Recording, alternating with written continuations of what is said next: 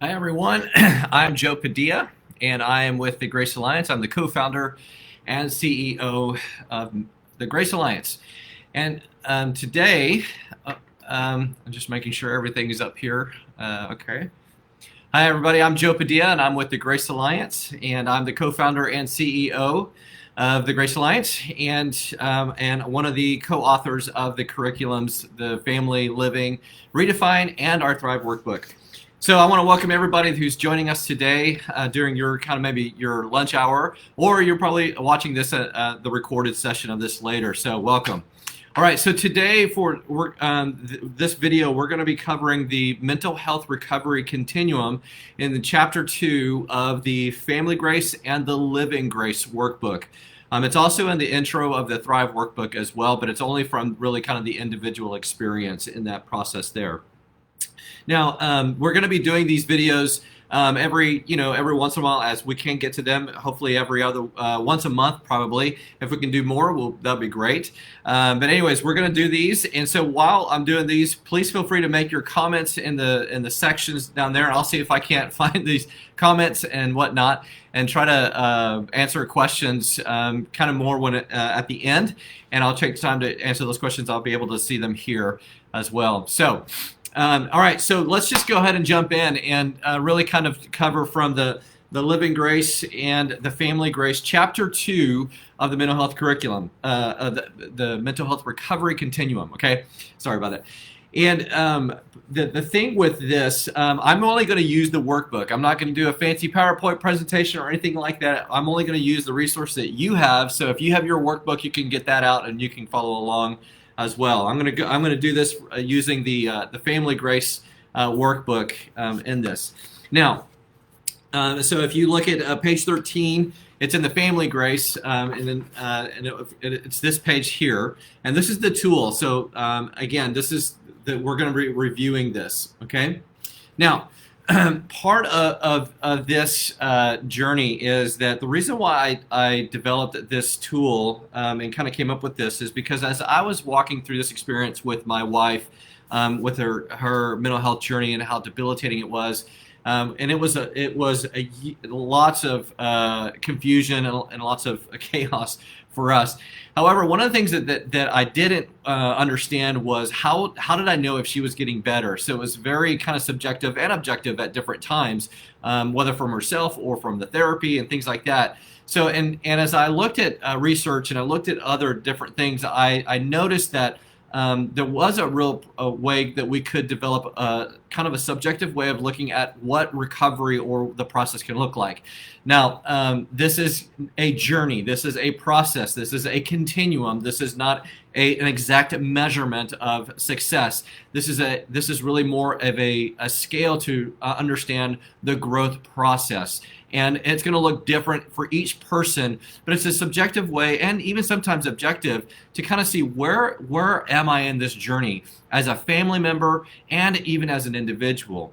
Now, this tool has been very helpful for understanding that process because sometimes I would, with my wife, and then I would ask, how do you know if you're getting better? And then she's like, well, I think I'm doing better. And then really it depends on the therapist of their feedback. But then again, there's just there really can be other things. Now, there are all kinds of metrics that you can use. There are some clinical things, but this is just a simple way for us to understand the growth journey. Okay, so let's kind of walk through this, both from the individual and the family member. Okay. Now, as you go through this, one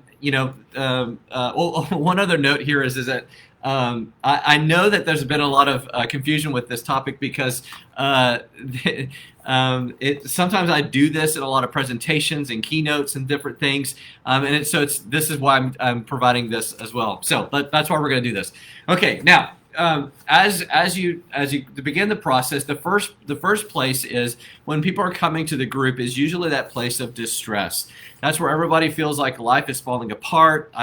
Something needs to change. They recognize they need a little bit more support or more care for the journey.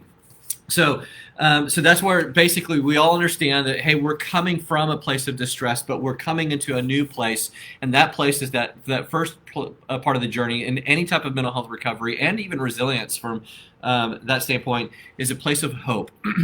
and that is the kind of the place that we're starting to realize, hey, there's something different that can be added to this journey. And that place begins with hope.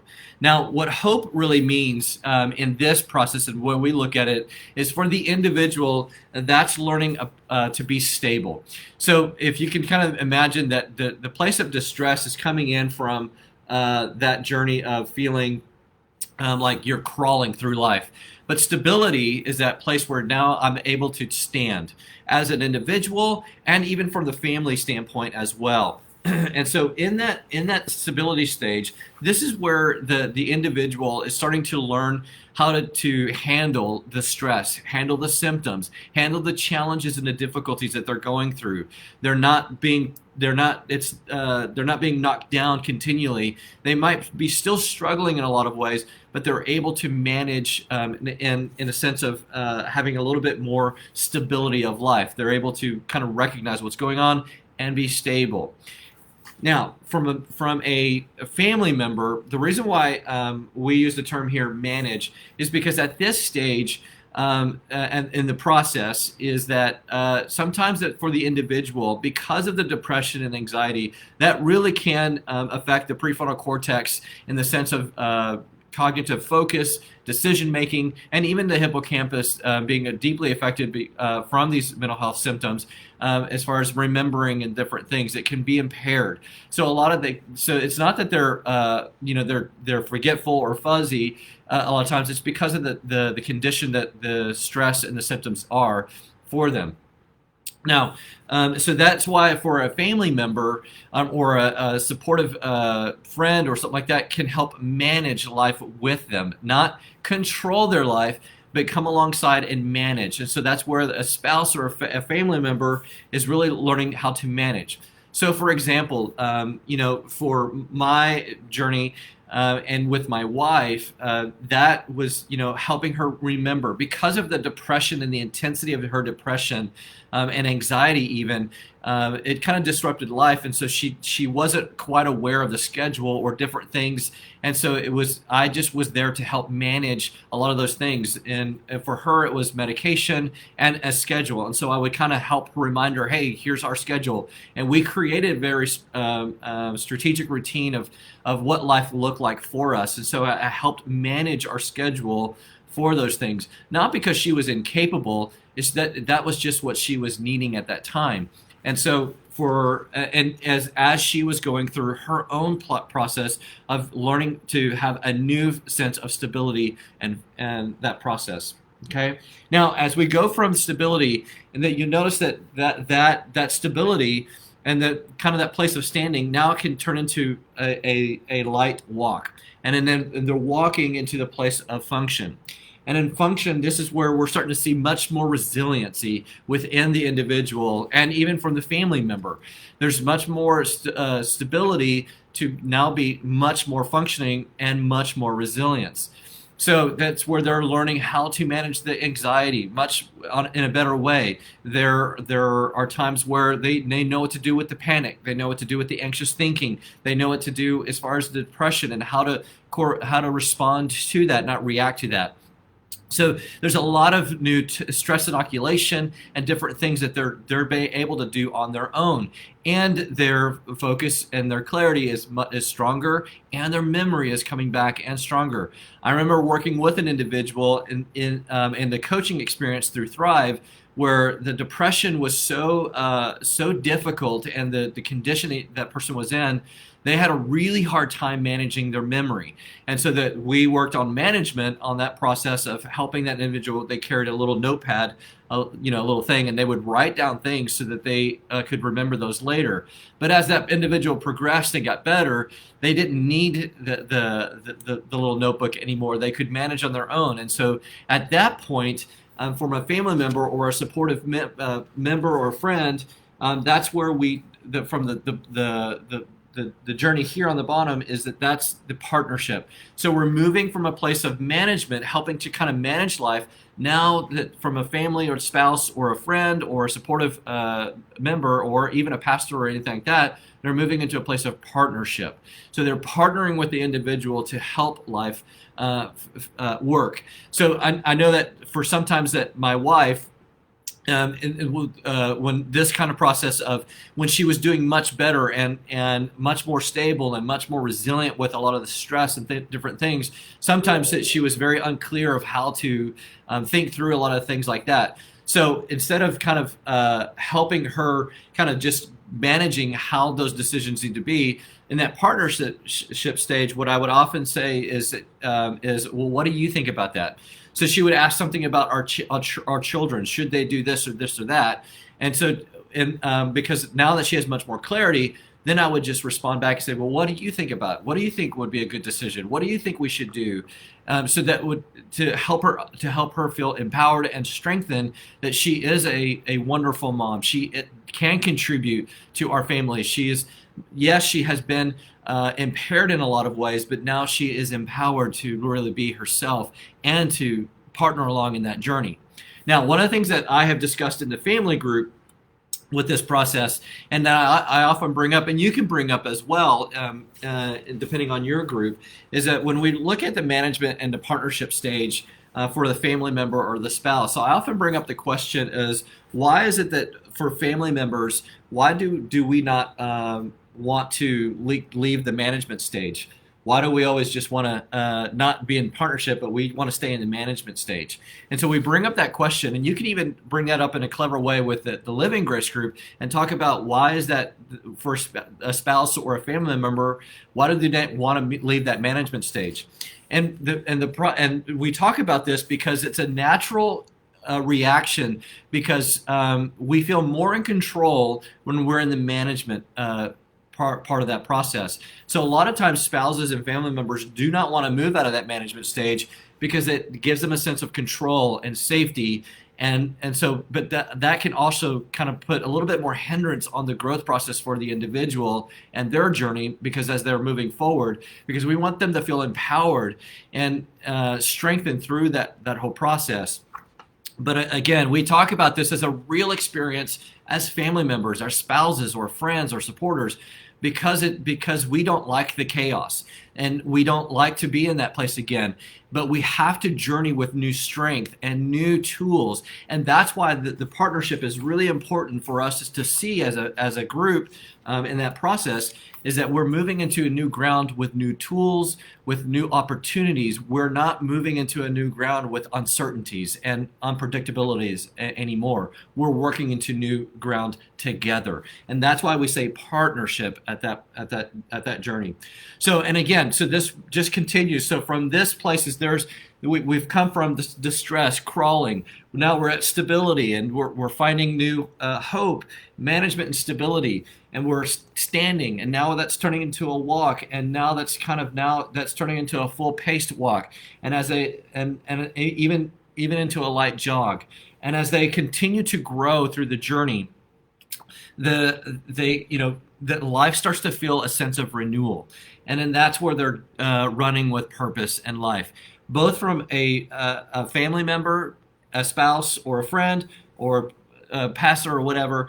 And even for the individual, there's no sense of purpose and meaning of life for that process. Now, what happens if stressors happen and the person seems to fall backwards? That's okay. And that's what you want to communicate within the group, is that it's okay if the individual or even the family member moves back, because life is not perfect. There are going to be stressors that we experience from time to time.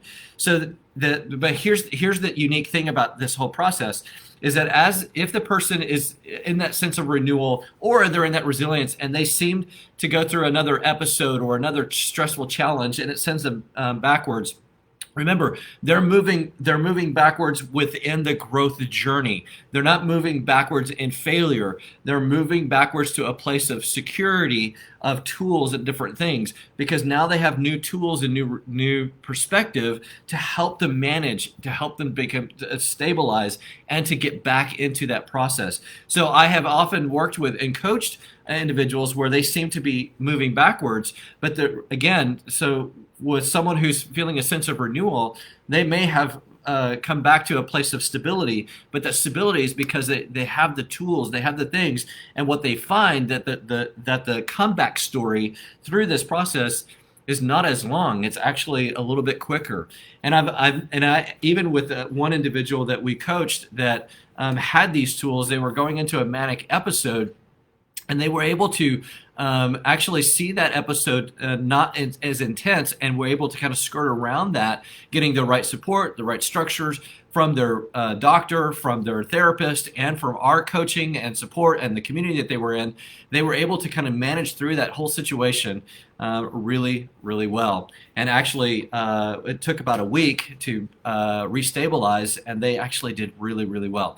So again, that's kind of how that process works with this tool, and then that's the discussions that you can have in that. Now, one of the things is that you notice that for the family member and the spouse, we don't use the word caretaker, and the reason for that, I know a lot of other organizations and communities use that terminology, but as I was going through this process and I was talking to other individuals, they didn't like that terminology as well, and only because sometimes that terminology can make you feel like you're a constant nurse, or you're the one who has to kind of control and manage and keep things together.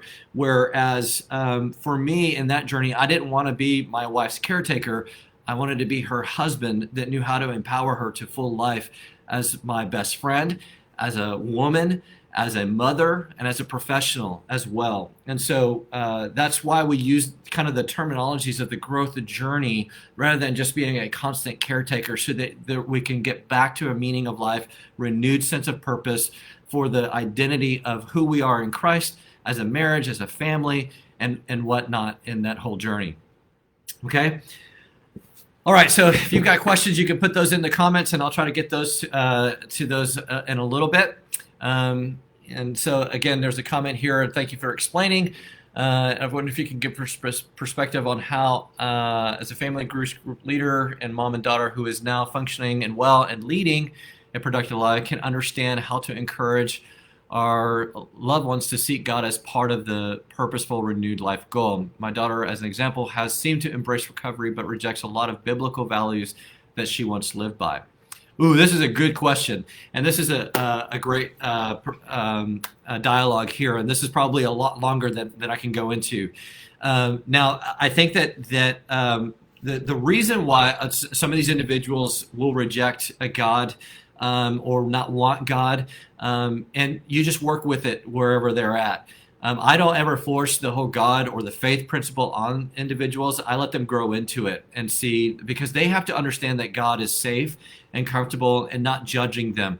Because a lot of times that people, that when they open up their Bible, and as I coach individuals, sometimes they, as they open their Bible or try to engage with God, it actually is very triggering for them, and it causes more anxiety and pressure, and even can trigger a lot more of the symptoms, and they can kind of go backwards. And I've seen that often.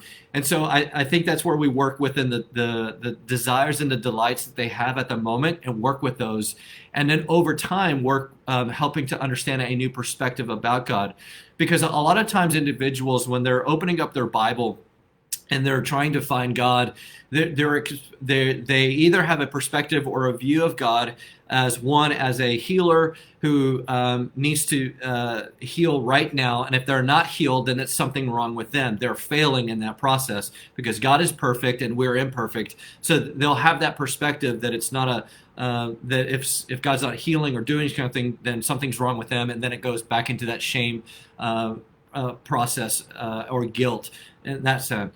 And then one of the other views is that sometimes they'll have a view of God as a judge, or very harsh or very strict, and very punitive. So sometimes when they open the Bible, it's hard for them to get past that punitive, hard judge God symbol or image of who he is in that regard. So that a lot of times that's why it's very triggering for them, and they don't want to pursue God.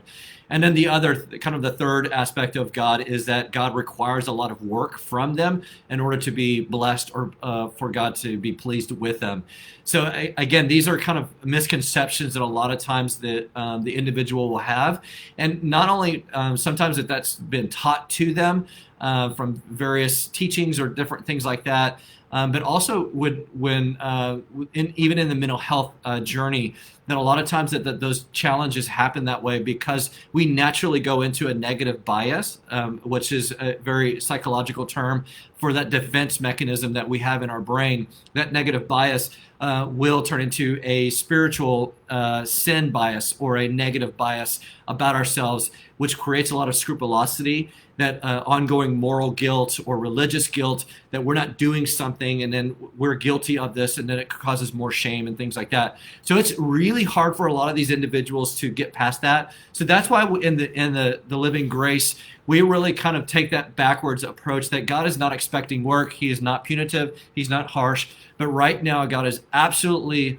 lovingly satisfied and pleased with who you are, not judging you according to your sickness or what you've done wrong even, because there's full love that covers a multitude of the condition or situations or whatever's going on, so that we feel safe and comfort building within that grace walk. So that is a journey, and so that I don't ever push that. I remember coaching actually one individual, and he said to me, I'll do this program with you, but I don't want to do God thing at all. I'm not doing the whole faith thing or whatever, and you can keep that to yourself.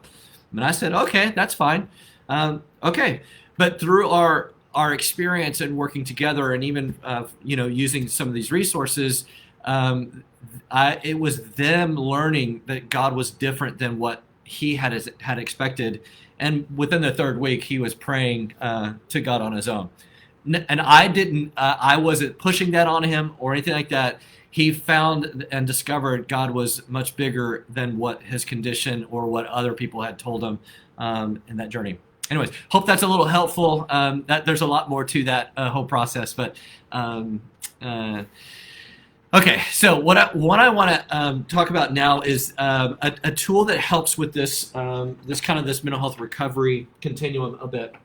Because one of the things that is very difficult, and the question that comes up is, well, what if I don't have a supportive spouse or a family member? I'm isolated, I'm alone, no one's there to support me. And that is a very real journey for a lot of individuals and people that are living with depression, anxiety, or any type of mental health diagnosis. Sometimes they feel isolated, they feel neglected, they feel rejected, they feel extremely misunderstood, and sometimes they're expected to be healthy or normal or whatnot, and so they often feel rejected, and sometimes they'll stay in that rejection because they just don't have anybody that really understands. So to help with this in that process is that. And how do we look for supportive people, or how do we expand this idea of relationships? And this tool is actually good for this topic, but also for in the Living Grace chapter 13, when we talk about building relationships. This could be a good supplemental tool to go along with this. Okay, so this tool is what I call, I'm going to use this board, but what I encourage you guys to use like a sheet of paper, and then you can go and you just do this tool together. And I actually did this tool in another leaders meeting, and it was quite helpful. And we just did it on paper. So here's the tool, and here's how this works. Okay, so what you'll do is you'll get the group together, and you'll provide some paper, and then and if you're doing this online, ask them to get out their notebook and a piece of paper. But this is called the His Joy. Okay, hope you guys can see that. This is called the His Joy tool. Now, and the reason why we want relationships that are in His joy anyways, And here's what's really important about relationships is that with relationships that it's really important that we get into a group of people and peers and influencers that are healthy, obviously, and Christ-centered, and they stir encouragement, they empower us, and they encourage us to grow. Okay. And part of that is because we have what's in our brains and our bodies, we have what's called mirror neurons. And this gets into the study of mimetics. You can go look it up. But this is why sometimes if you're hanging out with somebody after hours and hours, you'll end up sounding a little bit like them. I notice that sometimes our daughters will go hang out with their friends, and they've been all day together, and they come home and I'm like, hey, you sound like so-and-so. But it's a natural occurrence that we all go through as far as mirror neurons. We start to kind of mirror the people that we're around. One of the funny phrases that they say about this is that, hey, be careful if you're hanging around with a bunch of, broke people, watch out because you'll become the next one in that group because it's just the way it affects all of us. So that's why the Living Grace or the Family Grace or Thrive or any of our resources really provide a Christ-centered encouragement, empowerment type of community where that gets mirrored to everybody. And that's why it makes it a really powerful experience. So taking that into perspective, how do we get creative in building these relationships? Of course, like we said, we want these relationships to be Christ-centered, right? And if you can't find those, that's okay because at least that we find goodness and beauty and truth within our relationships that encourage us to grow and stuff. But hopefully that we're having these Christ-centered relationships that really build us. Now, we're going to break this down. So one of the first places to look for in relationships is the H, and that stands for heart. So you'll just write down heart. And these relationships, these are the people in your lives, whether it be your spouse, a sibling, a friend, a pastor, or somebody. These are the people that you can relate to on a heart level, on a deep emotional level. There's just something about them that is easy to talk to. You guys can relate really well with one another and in that whole process. And so there's a great emotional connection that you guys have. There's some people that you can't connect with emotionally, and that's fine. I remember going through this journey. I have a few friends that one, particular friend, we can get deep into a heart level and stuff like that. And there's another friend that we just can't connect, but we're just really good friends. And that's okay. So there are some people that you will be able to go deep, but don't be disappointed with another friend that can't go as deep as you want them to go, because they're going to be beautiful friendship in another way as we explore here. But these are the friends who are these people in your life that you can just on a heart level connect. Okay. Now the I, okay, so that's H. The I stands for intellect. Okay. And these are the friendships and the people in your life who are mentors. These are teachers. These are therapists. These are even friends that can, and they might even cross over into this heart level as well, but they can relate on a very intellectual level. And so this is where you're looking for people above and even with you, and even people that you might be discipling and things like that. But these are people who can relate to you on the intellectual. So I have a men's group where we have a very deep intellectual thought process on theology and science and business and all these types of things. I also have not peers, but also have mentors that mentor me in business and development and leadership and all these types of things. And then I also get really creative within this as I listen to podcasts or read articles and stuff to be influenced in my growth journey from an intellectual basis. So that can only just be people in your life, but it could be resources as well that you can incorporate. And then you kind of get to know those people that are influencers. So this is really kind of the place where we can relate well on an intellectual level. And we need that stirring as well. All right, so then the S here now stands for service. Okay, and these are the friendships and the people in your life that you can serve with. This is kind of where you can get into benevolent needs. You can serve in a different way practically. Maybe that means for you, maybe that's serving in a living grace group or a family grace group or some type of community resource or something like that. You can. It's just a practical way of how we can serve and bless other people in that way. So these are projects and different things that can be very productive and serve alongside. I know one Living Grace group leader that what they do is they love to serve in this community, the church community on a Wednesday night. It's in the kitchen. And so what this individual, they've developed all these fun relationships as they're serving. And so they do the kitchen. They kind of do like a Wednesday night meal at the church, and it's all this relationship and stuff. So as they serve, in the kitchen together, it's very relational. It's fun and it's practical, and it's a fun way of serving together and as a community and doing that. So those are those kind of practical needs and doing those things. All right, and then the last one is joy. All right. And these are the people that you can just get together and laugh, have fun, just do something that is enjoyable and desirable. These could be different things, like it could be a dinner party or a game night with different friends, or you're going to an event together when the pandemic finishes, obviously. But these are things that you can do, getaway fun. You can do sports or different activities that really are centered around having fun and being joyful with life, not just sitting around and waiting, but just really having that joy experience with life. I know for myself in that process, when I was helping my wife and life was really, really challenging, I had these getaways with some guys, and so with some of my closest friends. We just did a weekend together, and we went to NASCAR and enjoyed all the races. I loved all that stuff. And so we went to that and just had a really good time, and it was really joyful, and I came back refreshed. Or one time a guy just came over, and we weren't focused on all the problems. He just sat with me, and we played video games for a couple of hours. I don't play video games. That's just not what I do, but that's what we did. It was just fun and doing all those kinds of things. So, and to look at the relationships in this way, and so that we can create a whole life experience around having His joy in our relationships. Now, the key about this tool and this thing, this is a bunch of research on relationships and different things, and I'm just kind of simplifying it into a simple tool like this.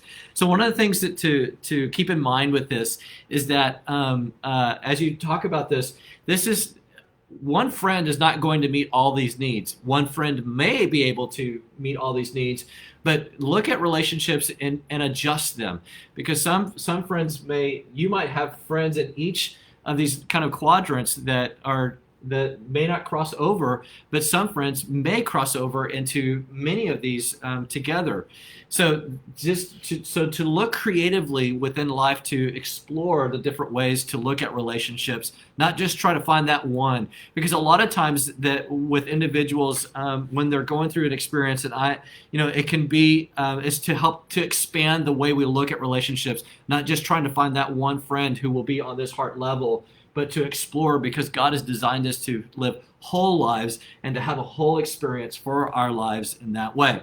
Now, the other thing to keep in mind with this is to look at this and not to look at it just as trying to receive, but it's a receive and give. As Proverbs 11:5, what's that scripture? 11:25. Proverbs 11:25. A generous man will prosper, and he who waters will himself be watered. And when you look at that word in translation from Hebrew and things like that, what that means is that we have prospered. God has given us ways to prosper, whether that's intellect and heart and resources or whatnot, that we can water others. And what that means is that word kind of waters, or that concept means to refresh other people, to satisfy other people. So as we look at relationships, encourage your group members to look at not only just where we're going to get this or receive this, but how we can contribute back into giving in these types of relationships. Where can I give and receive in heart, intellect, service, and joy within my relationships? Because we have to remember, just because you have a condition or you're going through a really tough situation doesn't mean that you don't have anything to give. You have a ton to give. And what I've seen in the Living Grace group with a lot of the participants, they have so much to give to one another, especially on this heart level because of mental health. And when you look at the research, there is a deep level of empathy that they have cognitively and emotionally that they are able to offer to other individuals. And that makes it a really powerful experience for a lot of people. They're able to give. And that's why the community experience, they're able to give on a lot of different ways like this within that experience. So just to receive and give within that tool. Okay, so that's the continuum. That's this tool here. So let me see if there's any questions here, and I'll try to answer here. If you've got another one, just go ahead and comment here. Okay, so how does this process work with one in recovery from addiction? Of how the family member comes alongside, like one who struggles with alcohol addiction, in addition to anxiety or depression, etc. Sometimes family is taught that the responsibility is on the individual, not the family member. Hey, that's a great question. Now, I don't have all the answers for this because I am not an addiction specialist or expert or anything like that. I think that this process actually applies in that journey as well, because I think that there is a lot of up and down journey with that individual. So, and I think that a lot of times that we push so much on the individual, but remember that God has designed us to work in community, and there is a place where the individual does take responsibility for their choices and different things. But it doesn't mean that we can't come along and to help life a little bit. I've looked at research on the whole tough love approach and all that kinds of stuff, and it's not effective. And so individuals they're going to need that help and management, especially if they're just getting out of the addiction, different things. We need to help manage the life that they choose they want to be in within that process, so that they know what are the healthy choices and the opportunities they're building, and we can help manage that. As they become more successful in the journey, we are not strategically managing life and helping that process, but we can move into more of a partnership process. So, and again, why we do that management partnership is obviously so that we don't create codependency within those family members, that we're always empowering the individual in the choices that they're making and for themselves and that journey. Now, that is just a blanket kind of answer. That is going to be very creatively unique for every family member within their own situation, because these are principles. These are not exacts of how they need to be worked. These are principles so that you can create the right environment, the right process.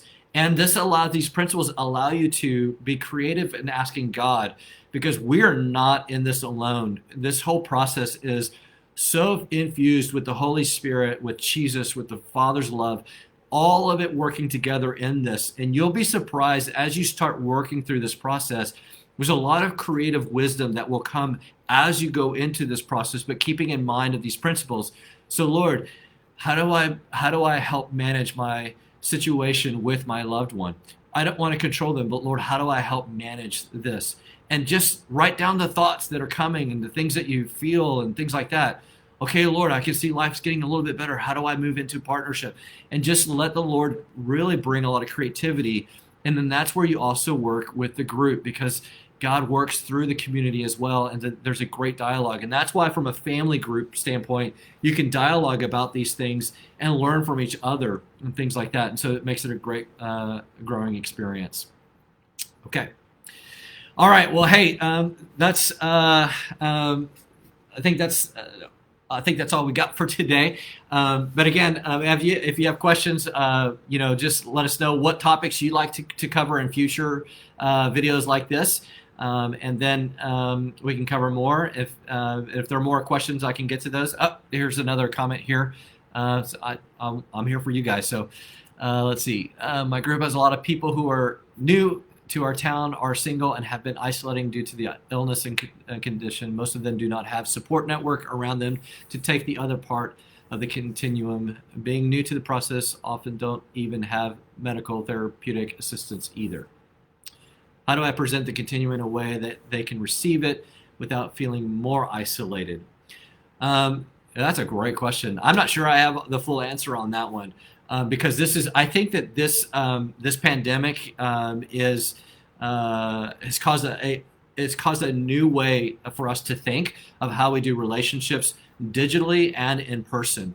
So I think that I think that this, honestly, when we get to questions like this, I love to put it back within the group and just to say, hey, guys, I've noticed that the challenge is that we often feel isolated. We feel, stuck. But again, how do we see this growth continuum in our own journey in a unique way? And I would put the question back into the group because I love to hear how they think, and it kind of gets them excited because they're not always just being taught, and having to receive, but they get to be creative and then with each other. And that's why I kind of like with our leaders meetings, I like to just I'll give you my response, but I love to hear the response of the other leaders because there's a great open source of wisdom and a collective wisdom from the group. So, from the continuum working, from an isolated place, I think that's where we have to get creative. Number one, ask them, hey, well, how do we see this continuum in light of being isolated online and things like that? How do we make digital relationships much more effective for our lives? How do we make them more impacting for one another? How do we make life more how do we make life feel more resilient through this process? And see what they think. Two, I think that we can explore new ways and new terminology of how to see the isolation and how to use isolation to an advantage in a sense that we can grow deeper in our experience. Because one of the things that's happening through this isolation and different things, one of the reports that they're not talking about enough is that we're starting to see a renewal of discipleship. We're seeing a renewed sense of fellowship and devotion to God. People are actually experiencing a deeper connection or a deeper growth in their spiritual lives or their devotion to Christ or in that manner. So we're seeing a lot of that deepening. So this really brings the conversation of isolation. Really, is this an opportunity to learn how do we do solitude really well? How do being still in the presence of God and learning and growing through that experience, and then engaging within our digital connections as best we can to keep that relationship going? Because a lot of that digital relationship is going to hit on a lot of this heart and intellect as well. There might not be a lot of service and a lot of joy because of the limitations, but hey, how can we grow in that heart and intellect level within these this digital frame?